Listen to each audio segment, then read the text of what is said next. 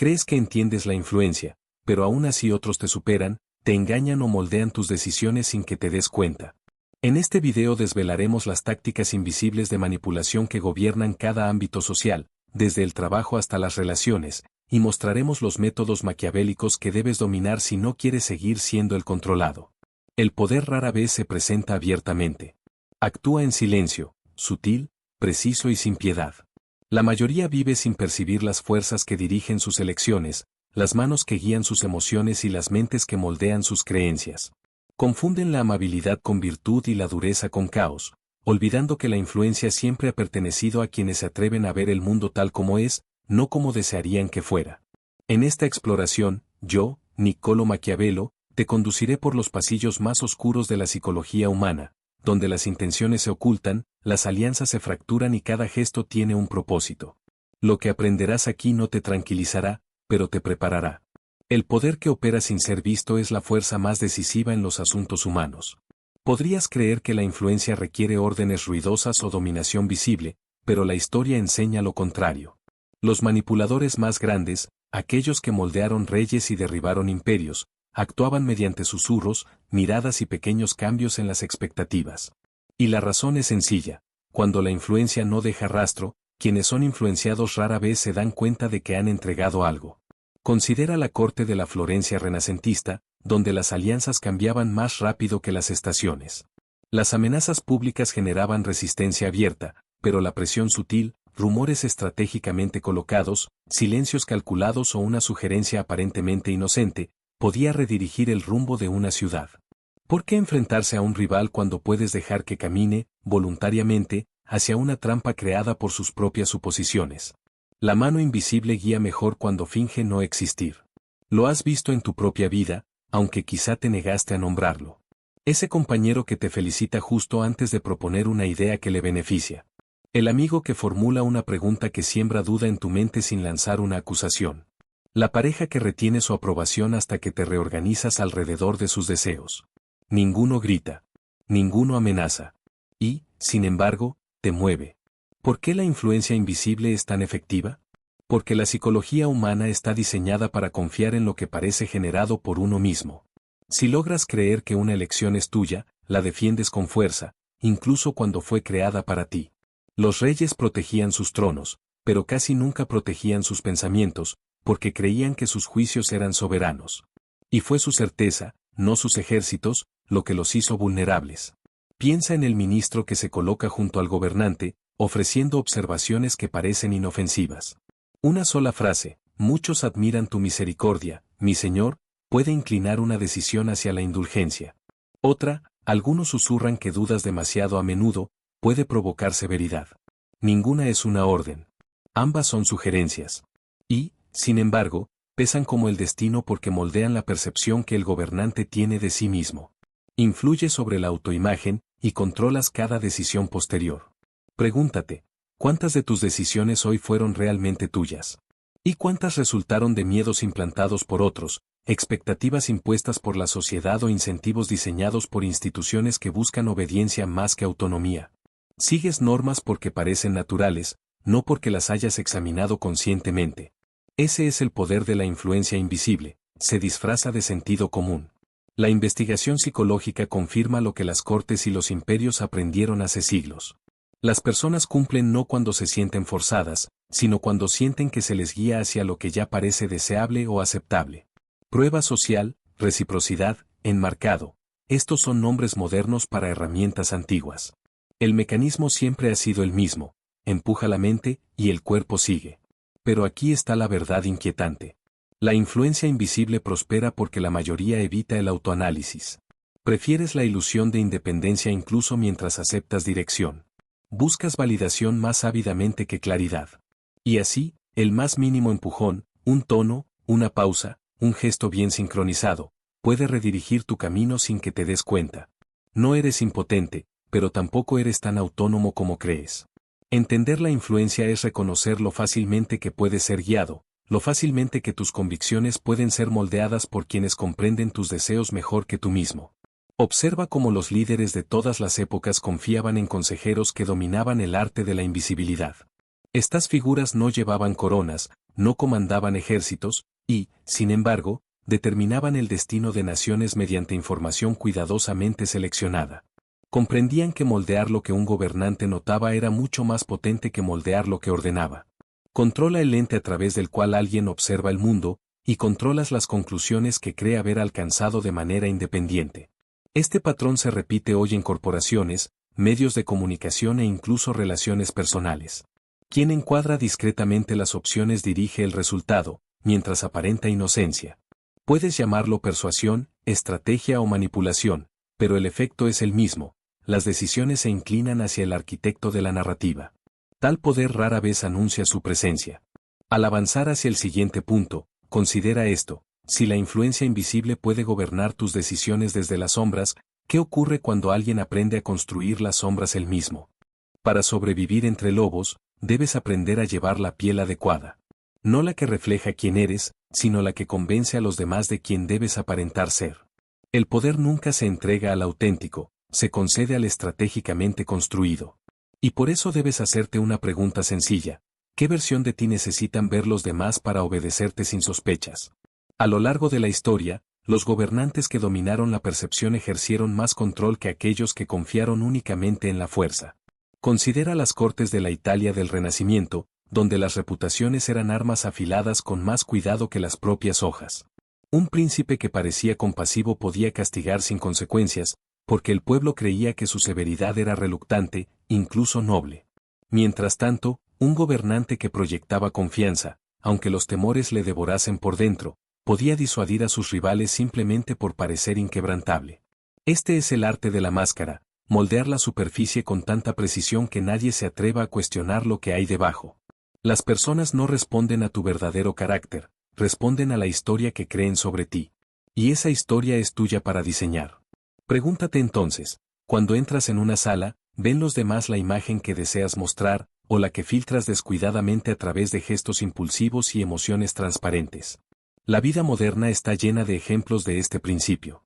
El directivo que finge incertidumbre para provocar que sus colegas revelen sus intenciones. El influencer que fabrica vulnerabilidad para ganar confianza mientras protege cada detalle significativo. La pareja que se muestra ligeramente menos disponible para elevar su valor percibido. Ninguno de estos comportamientos es accidental. Son ajustes calculados de individuos que entienden que la percepción gobierna la conducta mucho más que la verdad. La psicología confirma lo que los estrategas siempre supieron: las personas juzgan en segundos, y luego pasan años defendiendo ese juicio. Se aferran a las primeras impresiones porque revisarlas implicaría admitir que se equivocaron, y el orgullo rara vez permite tal humildad. Por eso, construir tu máscara temprano, y llevarla de forma coherente, crea una jaula alrededor de cómo los demás te tratan. Una vez creen que eres competente, deseable, disciplinado o incluso peligroso, se comportan en consecuencia. Pero recuerda esto: la máscara debe estar controlada, no exagerada. Si tu actuación parece excesiva, los observadores se vuelven suspicaces. Si pareces demasiado pulido, demasiado amable, demasiado ensayado, despiertas una duda instintiva. Las máscaras efectivas son sutiles. Un tono medido en lugar de una fanfarronada. Un silencio compuesto en vez de una afirmación grandilocuente. Una breve pausa antes de hablar que transmite autoridad tranquila. Es la contención, no el espectáculo, lo que convence a la gente de que están ante alguien formidable. ¿Por qué funcionan tan bien las máscaras sutiles? Porque los seres humanos proyectan sus propios deseos y temores sobre la ambigüedad. Déjales un espacio en blanco y lo rellenarán con atributos que te benefician. Muestra un atisbo de confianza y imaginarán maestría. Revela un fragmento de vulnerabilidad y asumirán profundidad. Ofrece una sonrisa controlada y verán sinceridad. Tu trabajo no es demostrarlo todo. Tu trabajo es revelar lo justo para activar su imaginación a tu favor. Incluso los líderes que deseaban aparentar transparencia mantenían una opacidad interna. Ocultaban sus motivos, contenían sus emociones, escondían sus estrategias tras una fachada de previsibilidad. Esa distancia creaba misticismo, y el misticismo generaba poder. Se obedece con mayor facilidad a quien no puede anticiparse por completo. La incertidumbre hace a la gente cautelosa. La cautela la vuelve obediente. Tú también debes cultivar esta opacidad interior. No frialdad, sino indescifrabilidad. Decides qué partes de tu personalidad muestras y cuáles permanecen tras el telón. Eliges cuándo revelar confianza, cuándo mostrar calidez, cuándo ocultar irritación. Al hacerlo, construyes una persona que parece natural, pero está meticulosamente diseñada para moldear cómo los demás te tratan. Pero aquí reside el peligro y la oportunidad. Si no controlas tu máscara, otros la controlarán por ti. Definirán tu papel, asignarán tu valor y determinarán tu lugar en la jerarquía mucho antes de que te des cuenta. Y una vez que una narrativa se impone sobre ti, romperla se convierte en una batalla contra las expectativas de todo un entorno social. Así que pregúntate ahora, ¿llevas tu máscara o tu máscara te lleva a ti? Y al avanzar hacia el siguiente punto, considera esta pregunta final: si la máscara controla la percepción, ¿qué ocurre cuando alguien aprende a controlar la máscara de todos los que le rodean? Comprender los deseos y temores de otra persona no es un acto de bondad. Es un acto de supervivencia. En un mundo donde las apariencias ocultan más de lo que revelan, quien lee los motivos con claridad permanece más seguro. La empatía estratégica no es suavidad emocional, es un escudo afilado por la observación. Y si deseas evitar convertirte en presa en los juegos que otros diseñan, debes aprender a ver lo que los mueve antes de que ellos vean lo que te expone. La historia ofrece lecciones despiadadas sobre este punto. En las cortes reales, los gobernantes que malinterpretaban las intenciones de sus consejeros más cercanos caían no por las espadas, sino por la confianza mal colocada. Una sonrisa podía ocultar ambición. Una confesión podía disfrazar manipulación. Un gesto leal podía enmascarar el cálculo silencioso de alguien esperando un momento de vulnerabilidad. Quienes sobrevivían lo hacían porque percibían las tormentas internas de los demás mucho antes de que las nubes se agolparan sobre sus propias cabezas. Pregúntate, ¿cuántos conflictos en tu vida surgieron no de la malicia, sino de no comprender las necesidades de otro? ¿Cuántas traiciones te sorprendieron simplemente porque asumiste que los demás pensaban como tú? La empatía estratégica requiere abandonar esa ilusión. Debes estudiar a cada persona como si fuera un reino propio, gobernado por miedos privados, moldeado por heridas ocultas, dirigido por deseos que quizá nunca compartan contigo. Si aprendes a identificar estas fuerzas internas, te proteges de su daño potencial. Considera primero el miedo, porque el miedo es lo más revelador. Un superior temeroso oculta inseguridad tras la autoridad. Un colega temeroso oculta incompetencia tras la ocupación. Un amigo temeroso oculta ansiedad por abandono tras demandas excesivas. Cuando comprendes lo que alguien teme, anticipas sus reacciones mucho antes de que actúe. Te apartas de disputas innecesarias. Eliges el silencio cuando el silencio otorga seguridad. Y reconoces cuando su comportamiento busca calmar su propio tumulto, no atacarte personalmente. El deseo es igualmente vital de descifrar. Toda persona persigue algo, ya sea admiración, estabilidad, validación o influencia. Cuando sabes que impulsa a alguien, conoces los límites de su fiabilidad. Quien ansía reconocimiento puede exponerte sin querer para proteger su propia imagen. Quien anhela aprobación puede comprometer tus intereses para mantener la armonía social. Entender el deseo te permite predecir dónde se inclinarán las lealtades, dónde puede distorsionarse la verdad y dónde debes actuar con cuidado. Esto no es manipulación, es claridad. No estás moldeando su camino. Estás leyendo su mapa para no vagar a ciegas hacia el peligro. La psicología moderna refleja esta antigua percepción.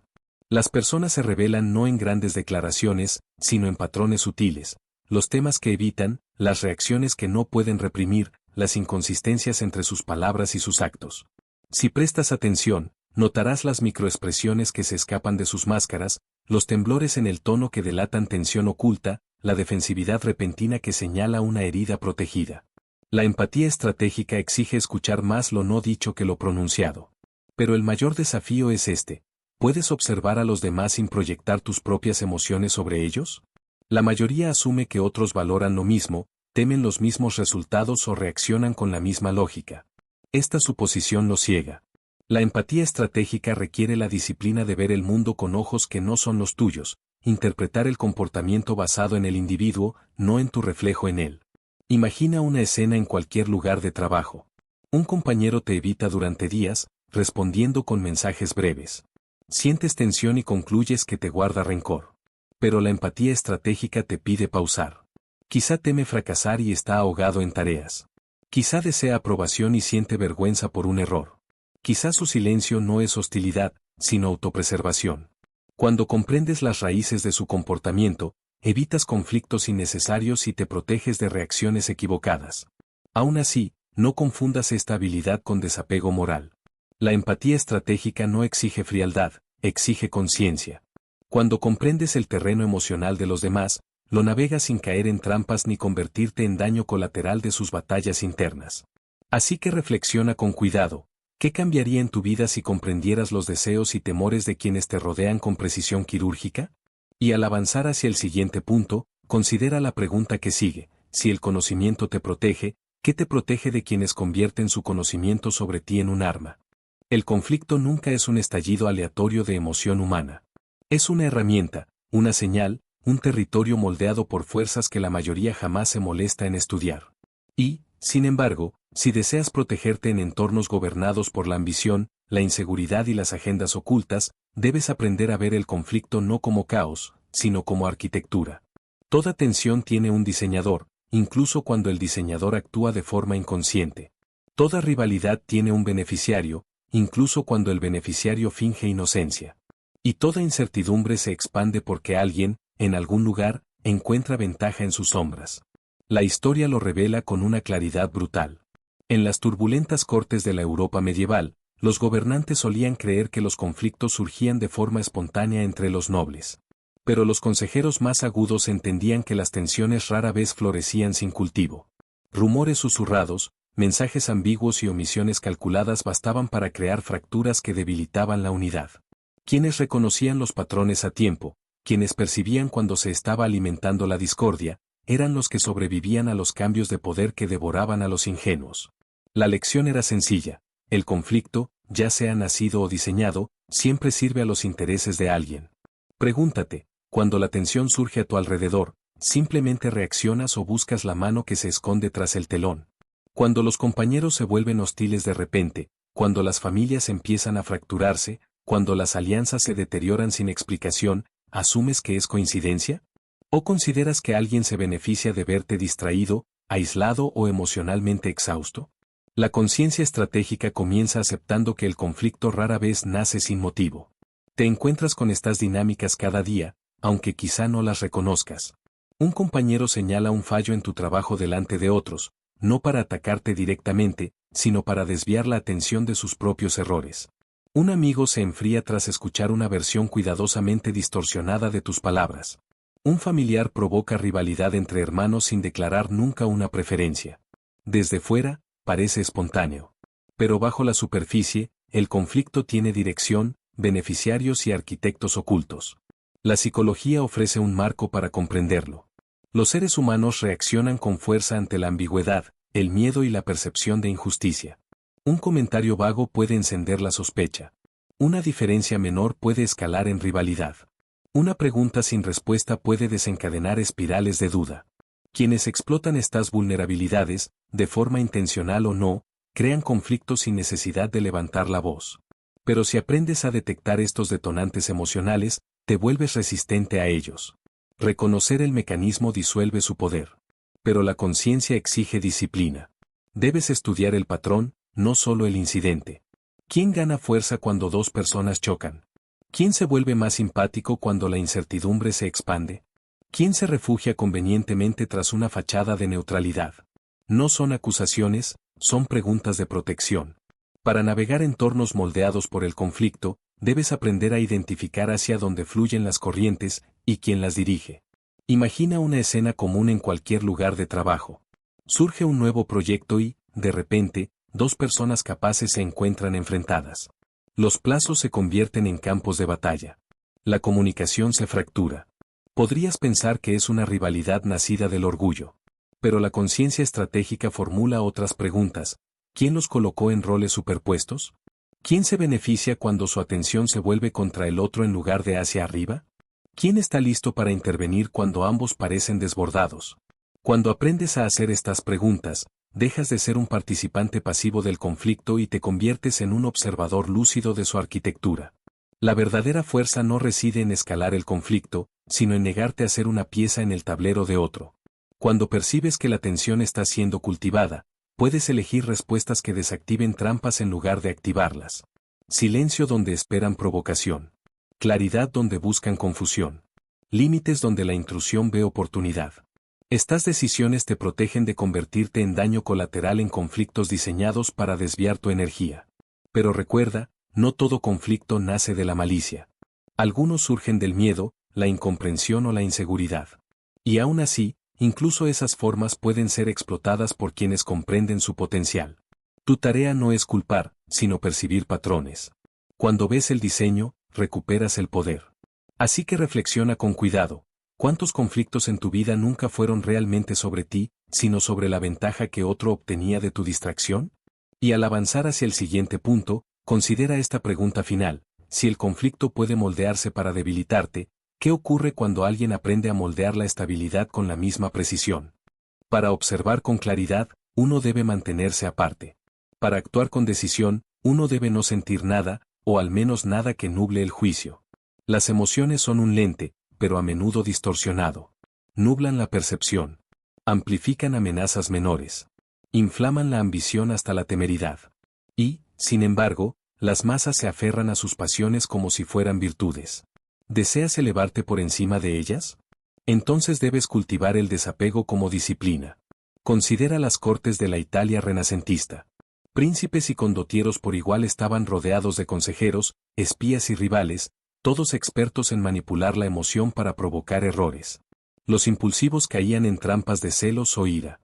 Los cautelosos, los desapegados, sobrevivían. Florencia, Milán, Venecia, quienes dominaban la observación serena podían doblar los acontecimientos a su voluntad sin golpear primero.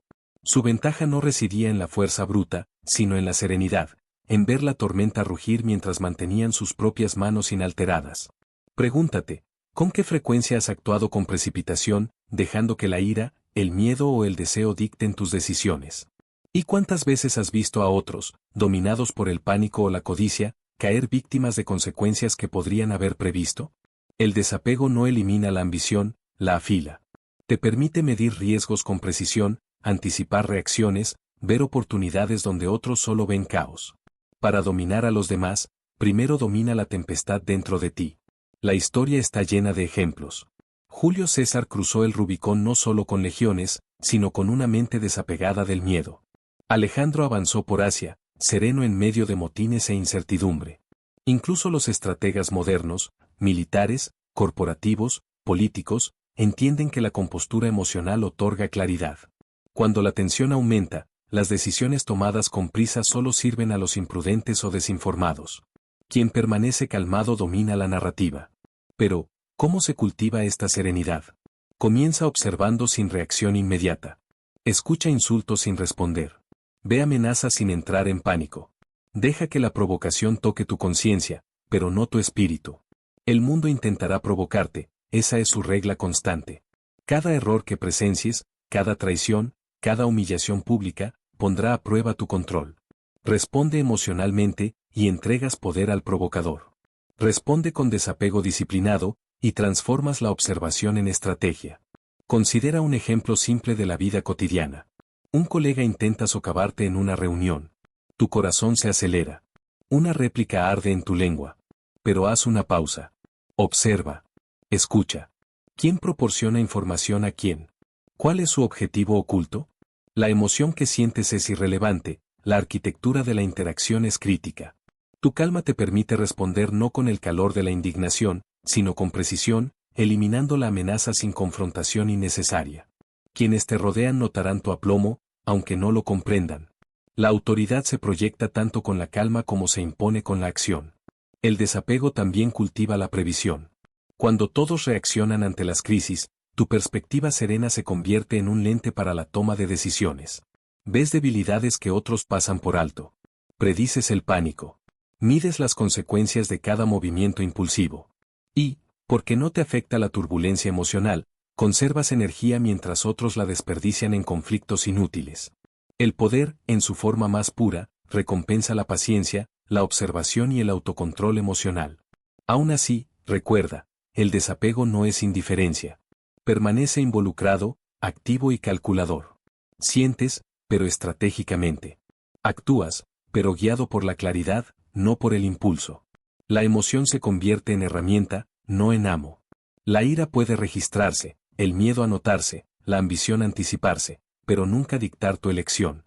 De esta manera, el desapego es armadura, lente, arma oculta a plena vista. Reflexiona, ¿quién en tu entorno es reactivo y quién es sereno? ¿Quién se pierde en la tormenta y quién observa, seguro y preciso?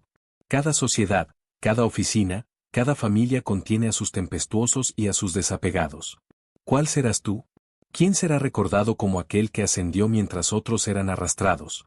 Y finalmente, considera esto, mientras la tormenta ruge a tu alrededor, ¿cuánto poder puedes arrebatar simplemente permaneciendo intacto ante su furia? El desapego no es mera supervivencia, es dominio en su forma más elegante e invisible.